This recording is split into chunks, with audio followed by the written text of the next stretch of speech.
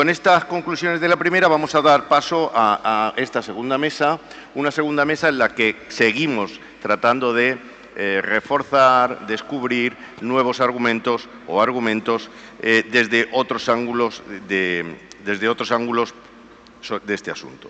Para cumplir este objetivo contamos con 4 ponentes de máximo nivel: Nemesio Fernández Cuesta, Ignacio Araluce, Miguel Solchaga y Juan Labat, a los que agradezco muchísimo su presencia hoy aquí, su disposición a compartir su conocimiento y su gran experiencia sobre el asunto que nos atañe. Si os parece, comienzo con una pregunta para cada uno, como ya habíamos hablado.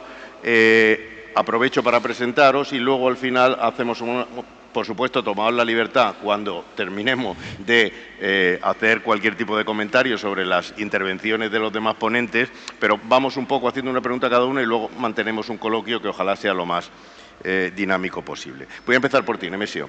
Nemesio Fernández Cuesta es técnico comercial y economista del Estado, ha sido secretario de Estado de Energía, ha trabajado más de 20 años en Repsol, es profesor del University, de la Universidad Carlos III, y presidente del Consejo Asesor de ENGIE en España. Además es presidente del Grupo de Transición Energética de Alantra Partners. Es decir, Nemesio acumula experiencia técnica, experiencia financiera y experiencia política dentro de este sector, con lo cual es un lujo y un privilegio tenerlo con nosotros. Bueno, Nemesio, te pido una reflexión, en los términos que quiera.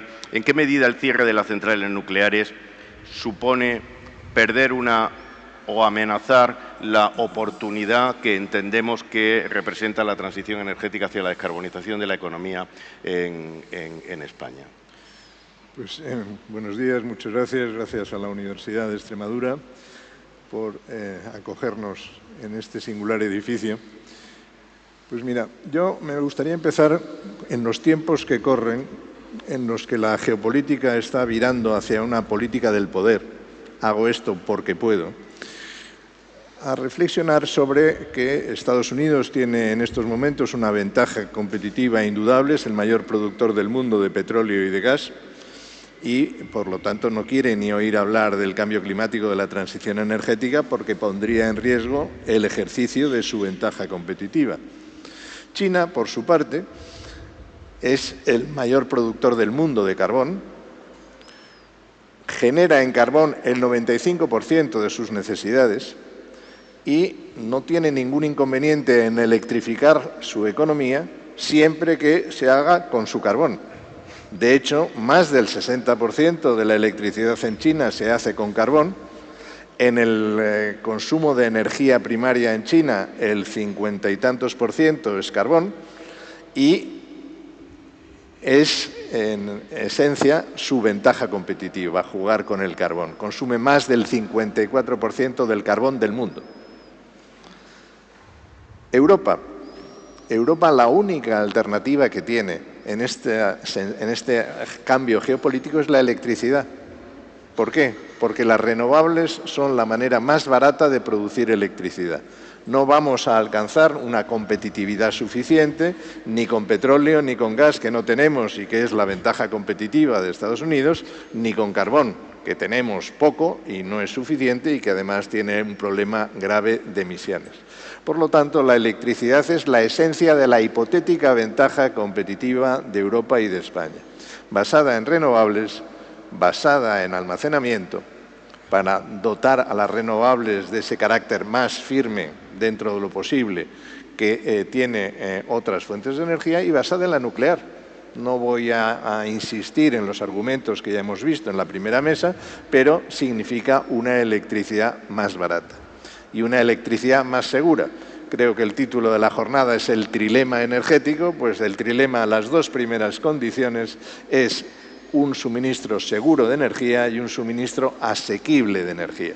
Y, por lo tanto, renovables, almacenamiento y nuclear es la mejor combinación en términos de seguridad y asequibilidad que somos capaces de poner encima de la mesa en Europa y en España. Porque en España, por primera vez, tenemos una cierta ventaja competitiva porque tenemos unas horas de irradiación solar y un recurso eólico más que suficiente o superior a la media de nuestros socios europeos. Por lo tanto, si lo hacemos bien, seríamos capaces de ejercer esa ventaja competitiva. Incluso, aunque es un mercado poco significativo por sus volúmenes, si vamos al mercado de futuros de electricidad, el precio en España en 2030 está en los 56 euros megavatio, mientras que en Alemania está en 60 y tantos euros megavatio. O sea, 10 euros megavatio es una ventaja más que sostenida. Ahora bien, si cerramos las nucleares, pues ya hemos visto en la primera ponencia que estamos hablando de 18 euros megavatio, 20 euros megavatio de encarecimiento de nuestro precio. Es decir, estaríamos yendo en contra de esa potencial ventaja competitiva que tenemos y, sobre todo, estaríamos yendo en contra desde una perspectiva europea de poder ejercer algún tipo de ventaja competitiva o de recuperar una parte de la competitividad industrial perdida. Dicho esto, pues me gustaría añadir que, por supuesto, el esfuerzo en reducción de emisiones es fundamental. Es decir, nadie va a veranear a Qatar. Y en España, con un 13% de nuestro PIB dependiente del turismo, las temperaturas que tendremos a final de siglo serán muy similares o incluso superiores a las medias de Qatar de hoy. Por no hablar de la producción hortofrutícola. Producimos en España el 26% de las frutas que se producen en Europa. Con esas temperaturas, con esos cambios en las lluvias, esos cambios en, digamos, la disponibilidad de agua, que es una de las grandes asignaturas pendientes, pues vamos a tener serios problemas. Ahora, dicho esto, y termino ya, creo que la reducción de emisiones tiene que hacerse siempre teniendo en cuenta las tecnologías disponibles, teniendo en cuenta un correcto balance coste-beneficio y teniendo en cuenta la aceptabilidad social. No se puede ir a mogollón, con perdón de la expresión, a descarbonizar. Y en el caso nuclear, la tecnología está aprobada y es disponible, está en un balance coste-beneficio, no insisto, está claramente por encima de la electricidad con gas, que sería la otra alternativa, y, por último, pues tiene problemas de aceptabilidad social, pero son problemas que se pueden lidiar y que la experiencia demuestra que en España y en general en Europa, donde el país con más dependencia de la energía nuclear es Francia, con un 60%, y no ha habido ningún problema. Por lo tanto, hay que seguir dedicándole atención, hay que seguir dedicándole cuidado, pero cumple todas las condiciones. Y, por lo tanto, yo creo que desde un punto de vista de política más general y viendo ya la única posibilidad que Europa tiene de mantener una cierta competitividad industrial, el cierre de la nuclear pues va absolutamente en contra de lo que necesitamos. Absolutamente. Muchísimas gracias, Nemesio.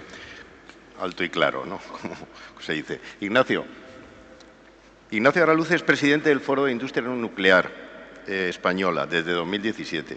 Lleva toda su vida profesional dedicado a la energía nuclear. Y, de hecho, dirigió la central nuclear de Almaraz unos cuantos años, ¿no? Tuve 21 años. 21 años, nada más. Extremeño.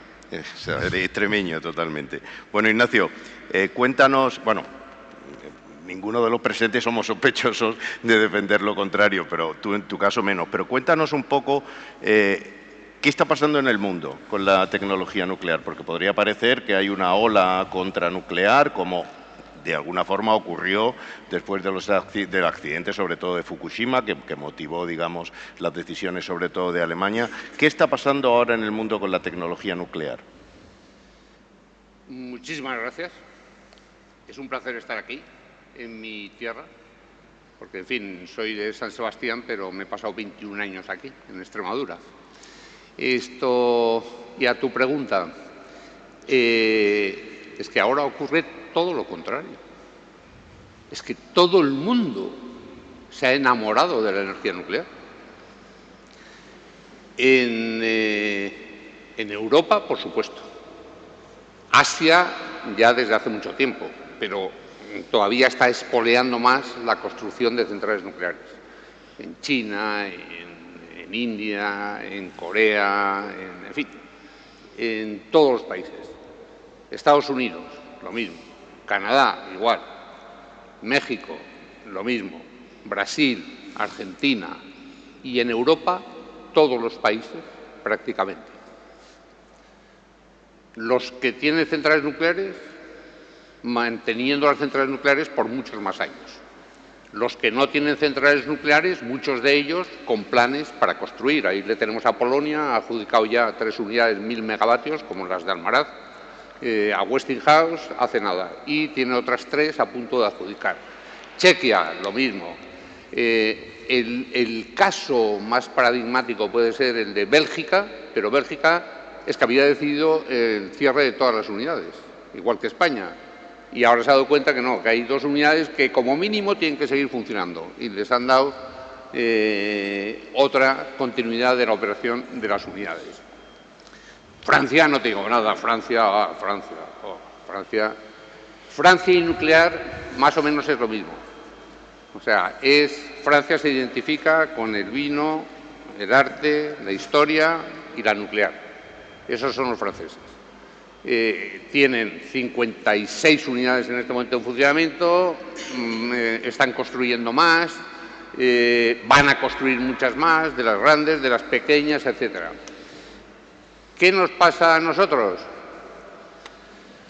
Pues que hemos pensado mucho y somos los más listos y hemos decidido que no. No vamos a ir con la corriente, eso es vulgar. Hay que ir contracorriente, así hablan de ti. Y eso es lo que estamos haciendo aquí. Tenemos 7 unidades nucleares ahí, maravillosas. Muchos conocéis las de aquí, Almaraz. Que digo es la mía porque yo estuve en la construcción, el arranque y 21 años metido ahí en todos los edificios toda mi vida. Ahora casi no las conozco, porque se han hecho unas inversiones de narices, se ha cambiado prácticamente todas las tripas, la vasija, la cabeza de la vasija del reactor es nueva, los generadores de vapor son nuevos, las turbinas son nuevas, el alternador es nuevo, los mecanismos de accionamiento de barra de control son nuevos, o sea, todos los equipos importantes son nuevos y funcionan de maravilla y produce de forma aburridísima. Está todos los días funcionando al 100% de potencia. Una maravilla para el señor que está en red eléctrica y las compañías diciendo, ¡ay, qué viejo! Está Almaraz funcionando. Nos está metiendo 1000 megavatios cada unidad, todos los días. Y dentro de un mes seguirá funcionando. Y en 3 meses, igual. Bueno, 8 meses, igual.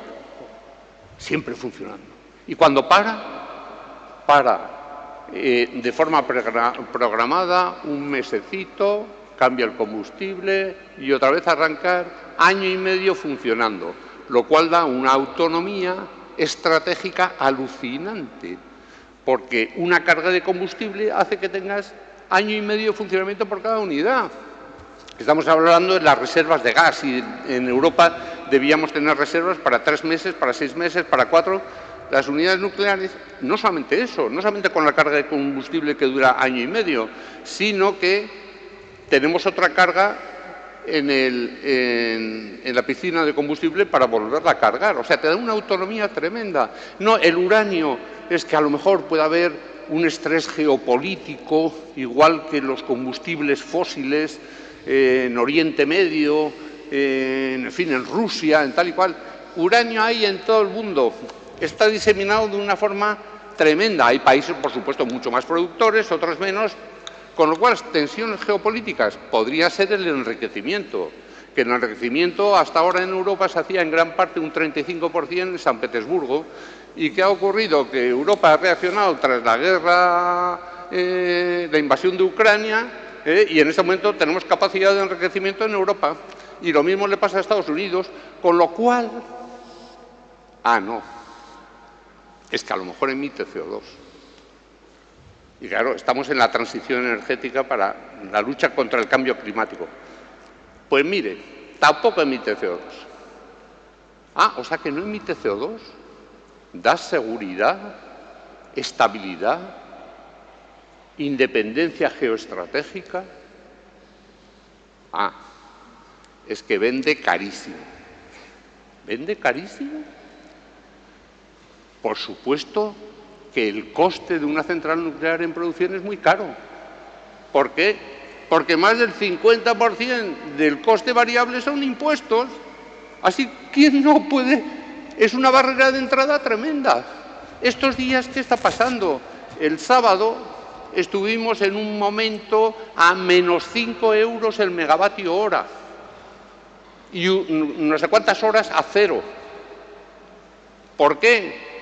Porque tenemos una generación fotovoltaica, principalmente, enorme, porque hay una potencia instalada enorme y se va a instalar mucho más.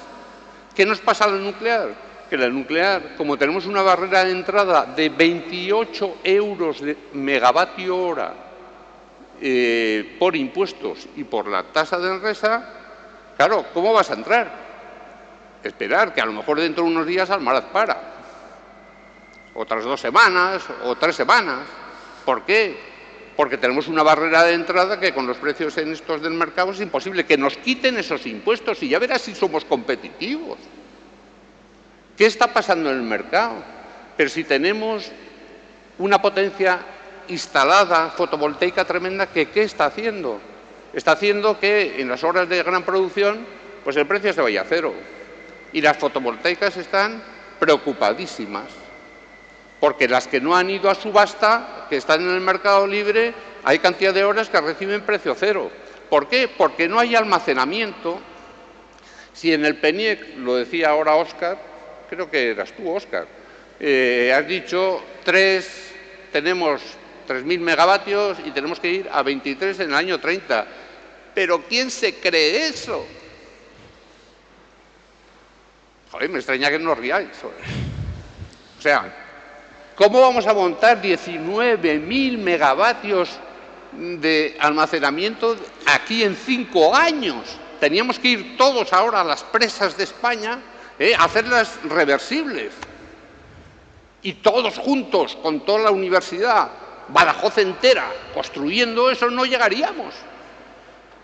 O sea, no vamos a tener ese almacenamiento. Y el coste de la renovable, claro, es muy bajo. Es muy bajo porque vende cuando puede, que a mí me parece maravilloso. Pero para que sea una energía equivalente, para compararlas, habría que meter el coste de la generación variable, como es las renovables, sobre todo la fotovoltaica, con el coste de almacenamiento, para que cuando producen mucho lo metan en almacenamiento y luego el almacenamiento lo meten otra vez en el sistema. Pero es que no lo tenemos. Entonces estamos en una situación en la que yo, y le he oído antes a la consejera, decía, ¿qué argumentos hay para el cierre? Porque aquí ahora con esto de la carga de la prueba y quién es inocente, que ahora está muy de moda desde hace 3 o 4 días, hay que demostrar que no eres inocente. Mientras tanto eres inocente. Pues aquí pasa lo mismo. Oiga, ¿usted quiere cerrar la central? Hay un activo que está ahí. El que toma una acción es el que quiere dejar que funcione el activo. Y entonces que me diga, a ver, dígame qué argumento tiene para cerrar eso. Tenemos una riqueza tremenda en las centrales nucleares y alguien se la quiere cargar. Y se la quiere cargar o bien por decreto o bien asfixiando a base de impuestos a esos activos. Y lo mismo nos pasa con el tema de los desechos. Perdona, me estoy alargando un montón. No, es que me estás... Sí, no pasa nada. No. Luego me preguntas y yo sigo. Luego hablamos de eso, luego hablamos de los residuos. Venga, vamos a dar paso, ¿no? Porque estás agotando todos los temas de la mesa. Esto sí sabe mucho más. Yo no soy consultor y por tanto no sé tanto. Oye, bueno, pues Juan Labat. Juan Labat es director general de FEIQUE, la patronal de la industria química, desde 2014. Además, es consejero de la Alianza por la Competitividad de la Industria Española y a nivel europeo es miembro del Comité Ejecutivo de Federaciones Europeas de Industria Química. La industria química es muy dependiente de la competitividad energética. Es uno de los grandes animadores de nuestra economía, sobre todo del sector exterior, porque es uno de los grandes exportadores de este país. Cuéntanos, Juan, ¿cómo le afecta el cierre de la nuclear o cómo le afecta la energía nuclear a esa competitividad de la industria química y qué estáis haciendo, cómo os estáis preparando para bueno, en esta situación también un poco incierta, ¿no? Porque si estamos aquí es porque albergamos alguna esperanza de que se revierta la decisión de cierre, ¿no? Bueno, lo que tenemos claro es que pase lo que pase, lo pagaremos. Yo creo que desde que salió ETS, ahora que nos obligan a hacer hidrógeno verde mucho más caro, azul, etcétera, al final, ¿en qué va a pagar todo esto? Da igual si el origen del cierre nuclear es de los generadores o del gobierno o de dos juntos, unos se retiran, otros entran, pero al final todos tienen claro una cosa: el cliente cautivo va a pagar la fiesta. Todos los datos que has dado tú de cuánto va a crecer el precio eléctrico, los derechos de emisión, etcétera, todo eso lo vamos a pagar nosotros, la industria y los consumidores, vosotros. Eso lo tienen claros los reguladores. Por eso las protestas son... Hablamos con los reguladores, no nos hacen mucho caso, hablamos con los generadores, no es culpa mía, cuesta muchísimo. Lo que ocurre, claro, dentro de la industria química tenemos tres sectores. Uno, que consume prácticamente toda la energía y todo el gas del mundo, es el sector más consumidor, que es la química básica. Este es el afectado, porque en su estructura de costes la energía es muy importante. Luego tenemos un sector que es el de consumo, esa prácticamente no consume energía, estamos hablando de detergencia, de cosmética, perfumería, son productos que realmente compran la materia prima ya en el exterior, donde la energía es barata, no la compran en las plantas europeas.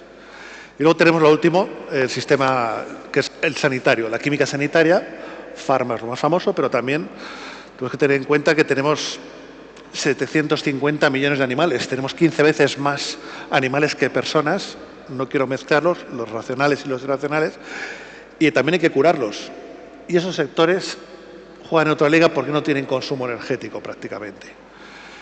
A mí me preocupa lo que es la química básica, como el sector siderúrgico, como el sector cementero, como el sector del papel, como todos los grandes sectores que están como consumidores intensivos, porque la estructura de costes los está dinamitando. Dentro de los precios que has dado, cómo puede acabar la energía si cerramos la nuclear, etcétera, a mí lo que más aparte de esto, evidentemente, nos va a destrozar la competitividad industrial, lo que más me sorprende es que nadie esté teniendo en cuenta algo que ha sido santo y seña en la última Comisión Europea, que la autonomía estratégica, la dependencia que vamos a hacer, que vamos a tener a partir de ahora de los mayores productores de gas, de Estados Unidos, de Trump, de Rusia, de Putin, y el tercero que es Qatar, el emir de Qatar, que desconozco el nombre, pero lo pongo casi en la misma terna, porque sabemos cómo se maneja Qatar en los mercados internacionales, por lo menos en los del gas, y lo que hizo aquí para evitar que hubiera shale gas en Europa y particularmente en España. Un trabajo arduo.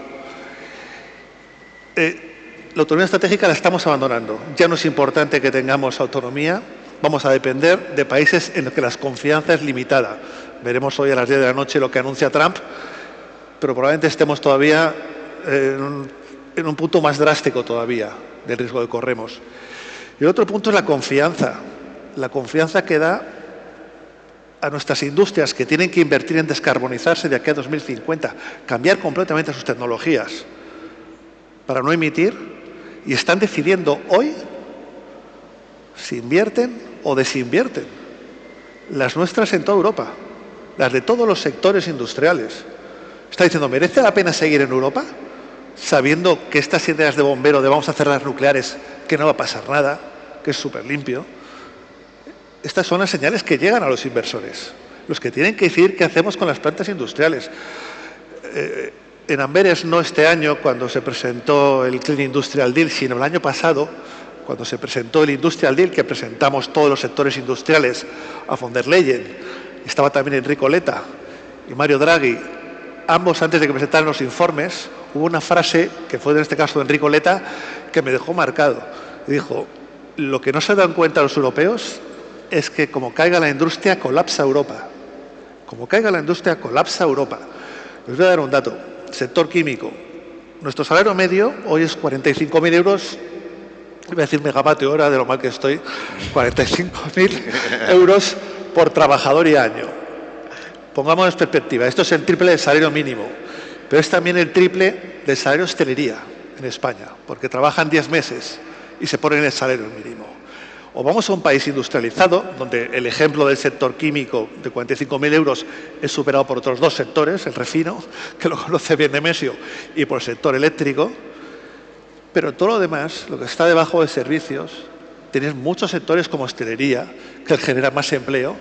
Estamos generándolo a 16.500 euros de salario al año por persona. O vamos a un modelo de economía o vamos a otro. Y estos anuncios de vamos a apagar la nuclear a ver qué ocurre, lo que genera en cualquier externo, en cualquier inversor, diciendo España está jugando con fuego. Y con el ejemplo alemán, lo que ha pasado con la industria alemana, ha caído un 20% la industria alemana en 10 años. Un 20%. Viene arrastrando una derrota tremenda. Se pusieron en manos de Putin, lo que queremos hacer a nosotros, del gas ruso, y bueno, le hemos dado alas a los conflictos geoestratégicos, sinceramente. Creo que intento ser optimista, aunque no lo parezca por lo que estoy diciendo. Decía, yo creo que era Churchill, que decía, voy a ser optimista porque la alternativa no parece que vaya a ser muy lógica.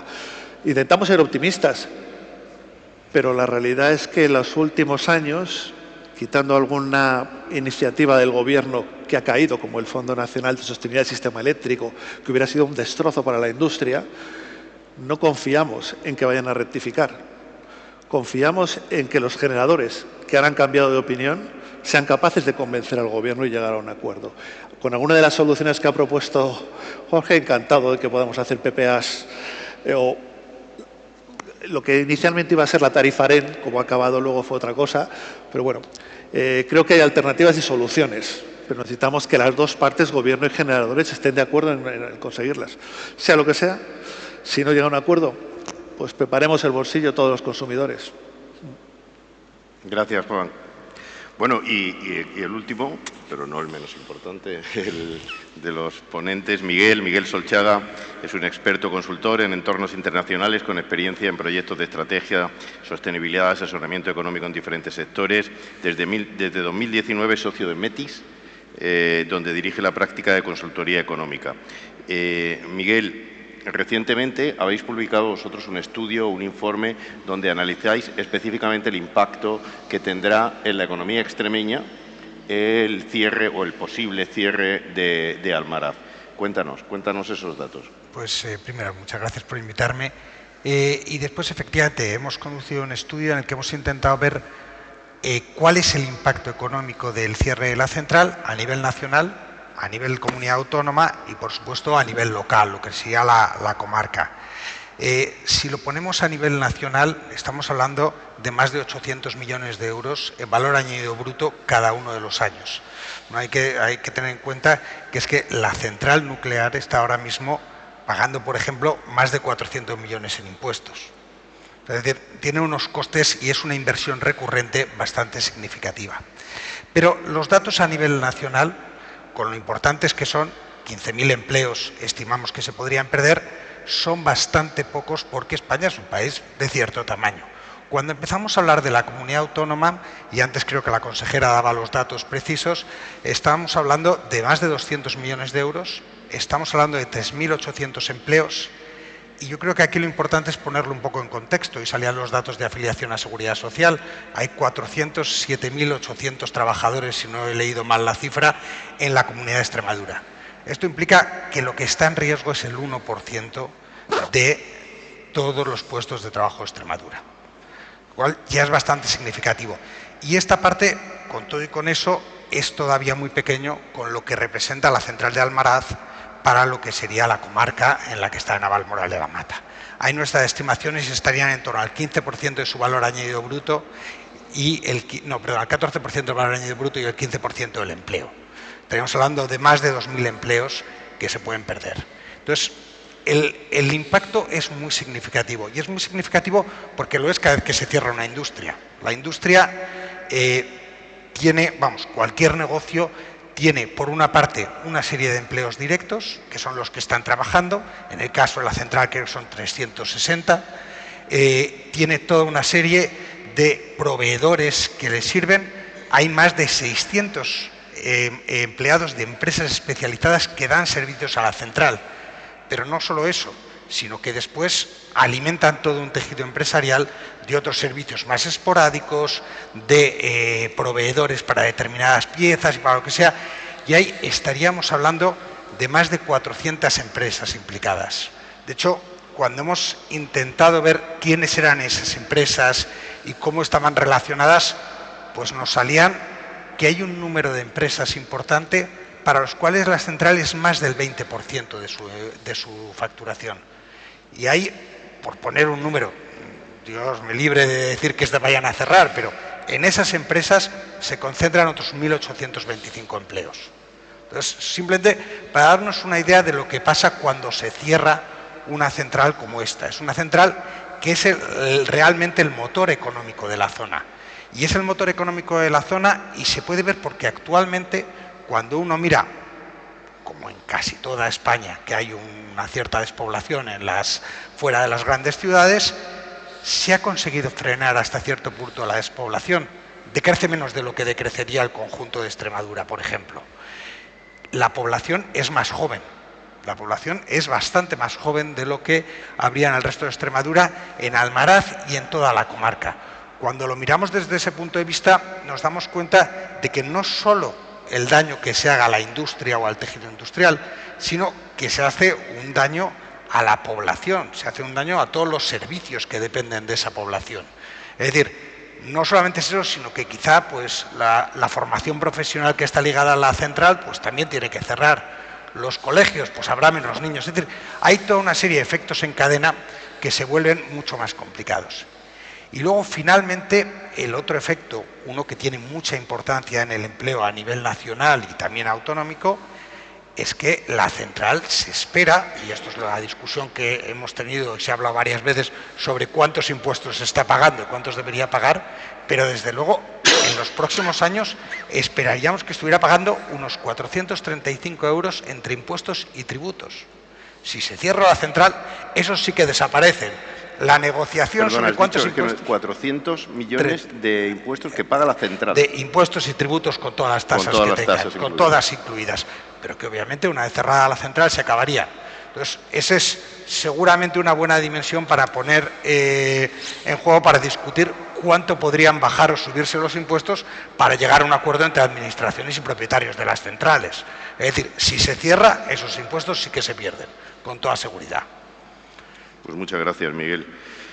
Bueno, hemos hablado, y ahora os lo dirijo un poco a todos, hemos hablado, bueno, aquí, después de haber estudiado este tema, de haber venido aquí, de haber escuchado las intervenciones de uno y otro, lo que cuesta mucho es determinar quién gana con esta decisión. Es decir, o quién gana no revisando esta decisión. Yo lo decía al principio en mi intervención inicial, que incluso se me hace difícil justificarlo desde el punto de vista del oportunismo electoral, porque digo, bueno, realmente se ganan votos cerrando las centrales nucleares hoy día en España, no lo sé, no sé si tenéis una opinión sobre esto, pero en todo caso, y creo que lo has mencionado tú, Nemesio, la energía nuclear ha tenido siempre algunos problemas de aceptación social. Hemos visto que había un problema de seguridad, que Jorge ha hecho mención, bueno, de alguna forma, que no entramos en los supuestos críticos de Fukushima y, por supuesto, de Chernóbil, pero también ha habido un problema que quizá ha sido al que más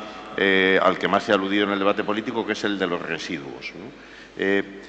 ¿Puede llegar a ser ese el único argumento que se ponga en tema? En principio los residuos están ahí y no estamos hablando de hacer una nueva ola nuclear en España, sino alargar lo que ya hay, por lo tanto el coste de los residuos está ahí, sería alargarlo marginalmente. No sé cuál es vuestra opinión sobre esto. Vamos. Hombre, los residuos nucleares son importantes. Quiero decir con ello que es una cosa que durante 1000 años mata. Bien, por lo tanto, hay que tener cuidado con ellos.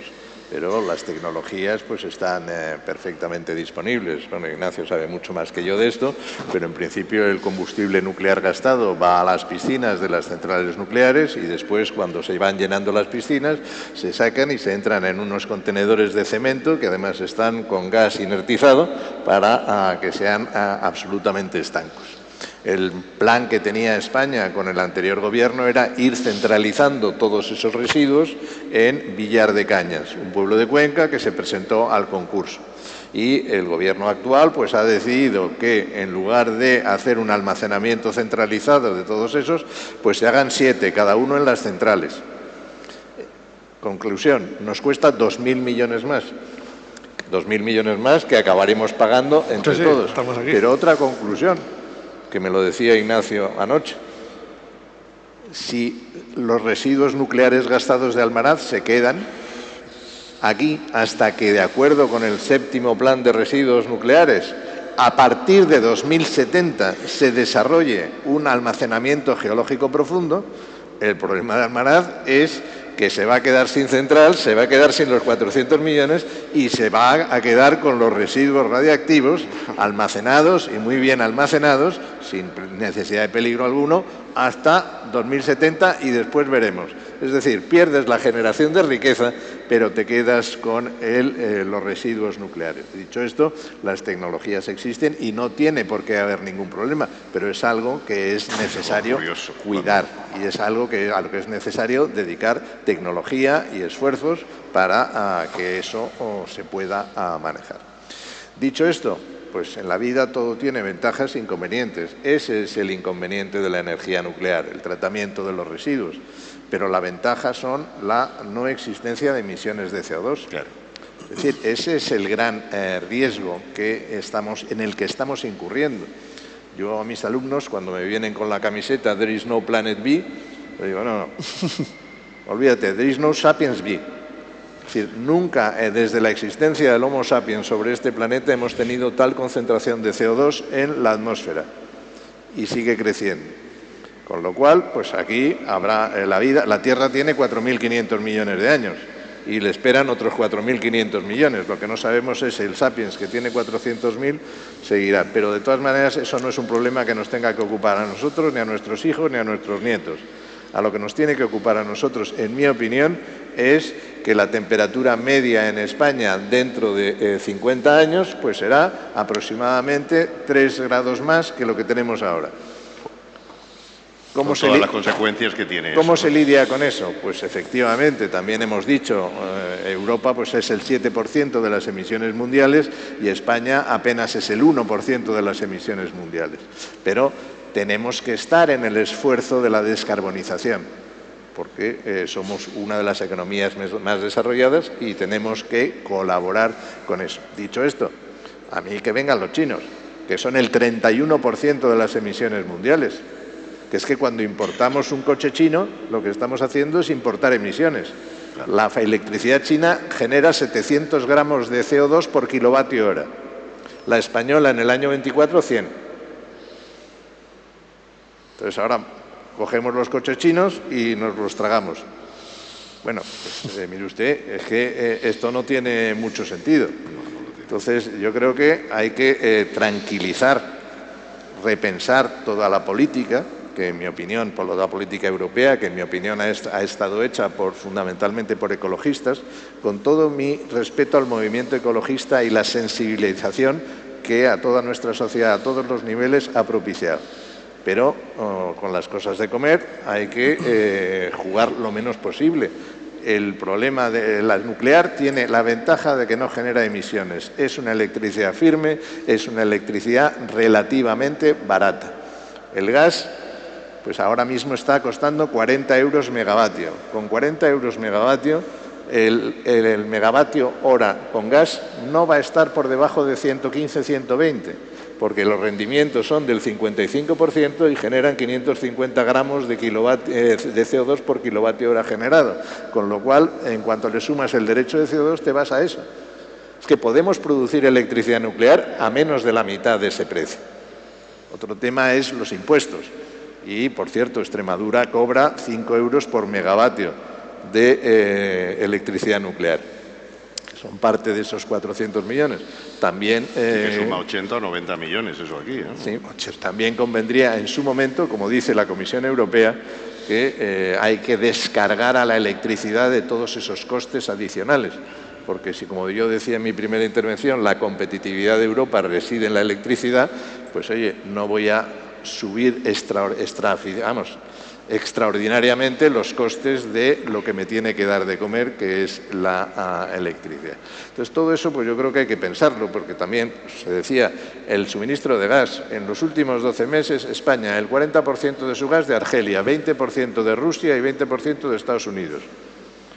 Es una estructura que aseguro que a todos nos parece la más segura del mundo. Y que en ningún momento vamos a correr el riesgo de que uno de cualquiera de los tres nos diga que se ha acabado. Claro. Bueno, pues todo eso hay que introducirlo con tranquilidad en esto. ¿Cuál es el modelo por el que se quiere cerrar las nucleares?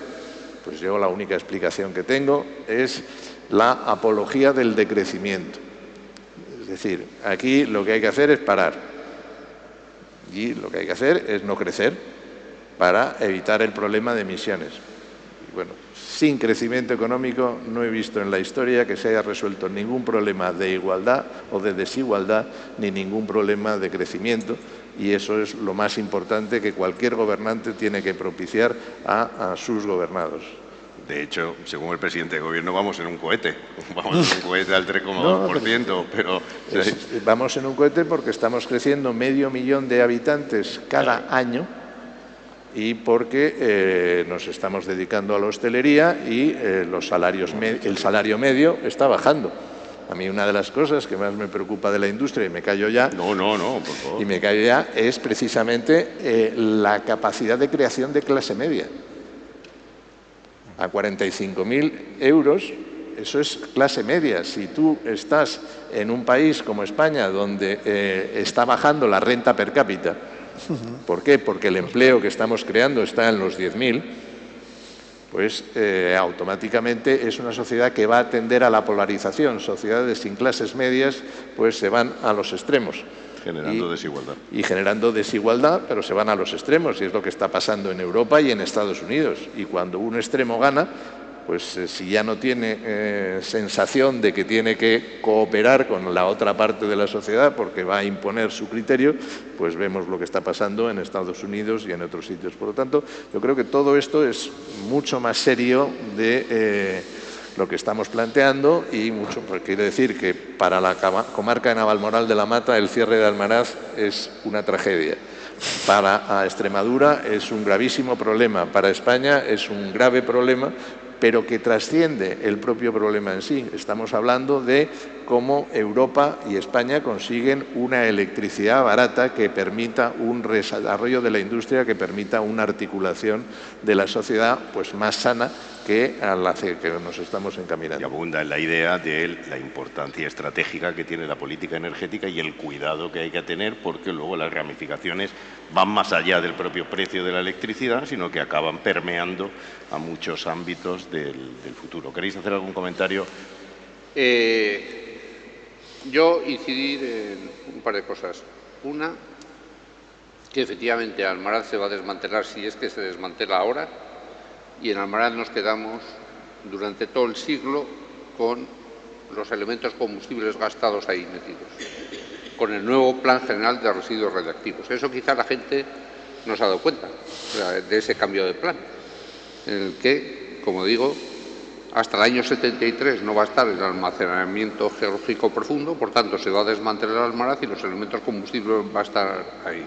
Y a partir del año 73 se empezará a mover los elementos combustibles gastados ahí. Con lo cual, todo el emplazamiento de Almaraz seguirá siendo un almacenamiento potencialmente radiactivo. Quiero decir que no será un campo libre. Eso por un lado. Segundo, que ese cambio nos ha supuesto un incremento de 2.200 millones de euros. La justificación es que no se ha llegado a un acuerdo social e institucional, y entonces como no hemos llegado a un acuerdo social e institucional, lo pagáis vosotros. Eso es lo que nos dicen a nosotros. Y entonces, bueno, ¿y por qué lo tenemos que pagar nosotros? Pues, si había un acuerdo y vosotros no habéis podido sacarlo adelante, oye, que lo pague otro, yo no voy a pagarlo, las centrales nucleares. 2.200 millones, lo cual nos supone una tasa de Enresa, en lugar de 7,98 euros el megavatio hora, a 10,3 euros cada megavatio hora.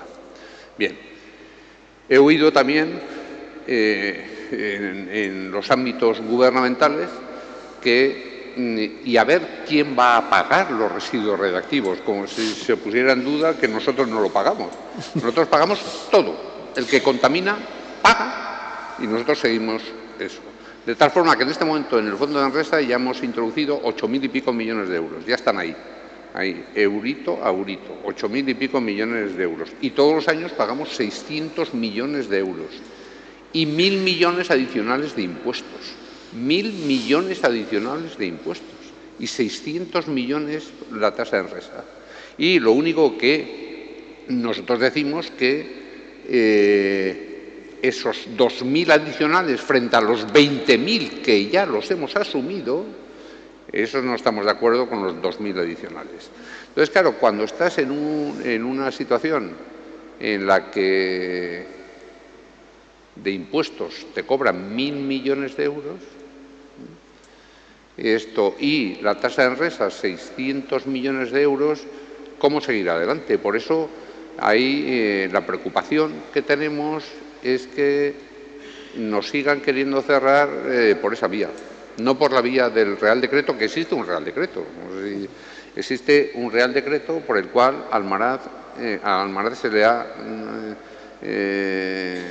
le ha asignado el cierre definitivo. Almaraz no puede pedir la renovación de la licencia en este momento. O sea, el Ministerio tendría que anular la orden ministerial. Si no, no puede hacerlo. Entonces, tendría que hacerlo, que lo puede hacer, pero luego a lo mejor las empresas le dicen, oigan, 1.600 millones, y además es algo que no entiendo muy bien. Pero incluso aquí en la comunidad autónoma, aquí pagamos 80 millones de euros a la comunidad autónoma por Almaraz 1 y Almaraz 2. Y yo digo siempre, ¿pero qué prefieres? Había una discusión que vi en la televisión y tal. ¿Usted qué prefiere? ¿Recibir 10.000 euros así de regalo hoy o 1.000 euros cada mes durante los próximos 10 años? A lo mejor hay uno que está apuradísimo y dice, pues deme los 10.000 hoy, y ya está. Pero lo lógico es decir, hombre, prefiero que me den 1.000 euros cada mes durante los próximos 10 años. Al final es mucho más. Bueno, pues aquí pasa igual. Como todos nos pongamos muy farrucos y muy elegantes y sigamos cobrando los mismos impuestos, en el 27 se acaban los impuestos que paga Almaraz 1 y en el 28 los impuestos que paga Almaraz 2 y en el 30 los de Cofrentes y los de Asco 1, etcétera. ¿No es mejor bajar un poco los impuestos, pero sin embargo estarlos cobrando durante mucho más tiempo? Es que cualquiera que tenga dos dedos de frente, pues diría, hombre, desde el punto de vista económico, digo, para las arcas del Estado, mucho mejor. Alarguemos la vida de las centrales, así tenemos más dinero para Enresa, lo cual quiere decir que podemos bajar la tasa de Enresa, hacer más competitivas a las centrales y desde el punto de vista de los impuestos, tanto autonómicos, locales como nacionales, alargarlos en el tiempo con una tasa algo más baja. Pero es que eso no hace falta ser consultor y ser tan inteligente como los consultores. Quiero decir que eso es que lo entiende cualquiera. Entonces, yo no sé por qué estamos en esta dinámica que es absolutamente absurda. En fin, no sé, yo solamente quería hacer esa puntualización. Perfecto, y además has dado unos datos que son muy... ¿Queréis aportar vosotros algo? Porque vamos un poco... Porque estamos en esta tesitura, algunas empresas han salido diciendo que les viene muy bien el cierre nuclear. Y hablo de Enagas, por ejemplo. Salió que iban a ganar un 26% más.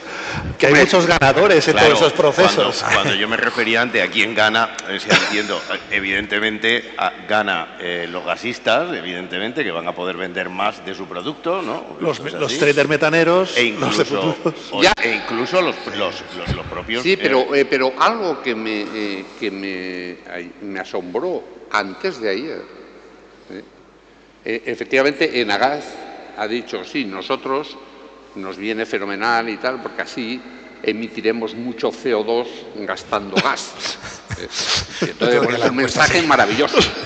Es un mensaje actualmente maravilloso. Eso dijo el presidente de Enagas hace 2 meses. Antiguo secretario general de Medio Ambiente, por cierto. Eso es, de Medio Ambiente, y dijo eso. Dijo Y cambio climático.